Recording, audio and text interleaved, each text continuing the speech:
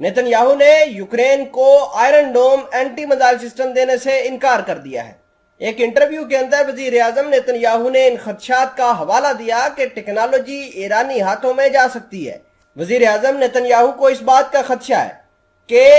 یہ Iron Dome system Ukraine کو بھیجنے کے ساتھ ہی ایران کے ہاتھوں میں چلا جائے گا، اور ایران دنیا کے اندر مشہور ہے کہ وہ کس طریقے سے ہتھیاروں کو ریورس انجینئرنگ کا ہنر جانتا ہے، اور ریورس انجینئرنگ کر کے وہ ہتھیاروں کو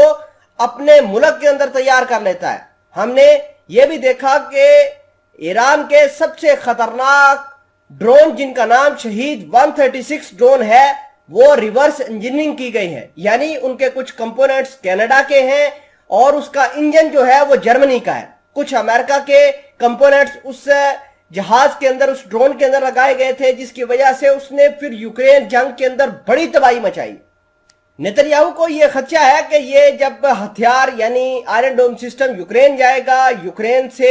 پھر ایران اس کو ریورس انجینئرنگ کر سکتا ہے، ایران سے یہ ٹیکنالوجی حزب اللہ اور فلسطین کے اندر آ سکتی ہے، اور یوں آئرن ڈوم سسٹم کا جو کمال ہے، جو صلاحیت ہے، جو اس کی کیپیسٹی ہے، وہ ختم ہو سکتی ہے۔ کیونکہ جب ایران، حزب اللہ، فلسطین کے لوگ اس کا استعمال کریں گے تو اسرائیل کا آئرن ڈوم بالکل برباد ہو جائے گا، وہ کسی کیپیسٹی میں نہیں رہے گا۔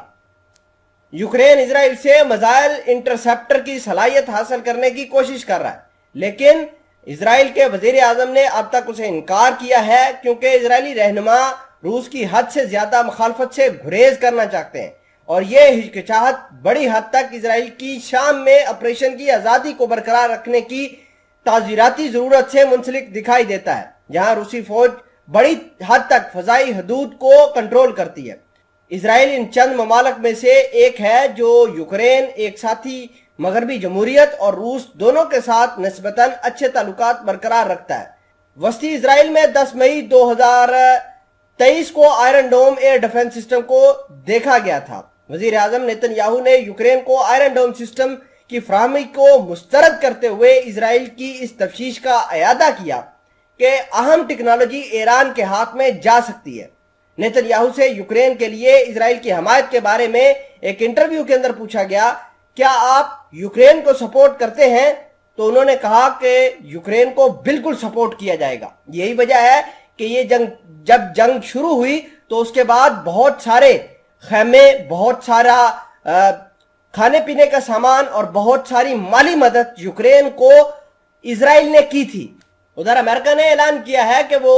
یوکرین کی مدد کرنے کے لیے $50 کروڑ کے ہتھیار یوکرین کو مہیا کرے گا، اور یورپ بھی اسی کوشش میں ہے کہ وہ یوکرین کی مدد کرے تاکہ رشیا کے اوپر نکیل ڈالی جا سکے۔ لیکن نیتن یاہو نے بہت ہی اچھا کام کیا ہے، کیونکہ نیتن یاہو چاہتے ہیں کہ وہ روس کے ساتھ بھی بنا کے رکھے اور ایران کے ہاتھ میں یہ ٹیکنالوجی بھی نہ جائے۔ اگر ایسا ہوتا ہے تو جہاں یہ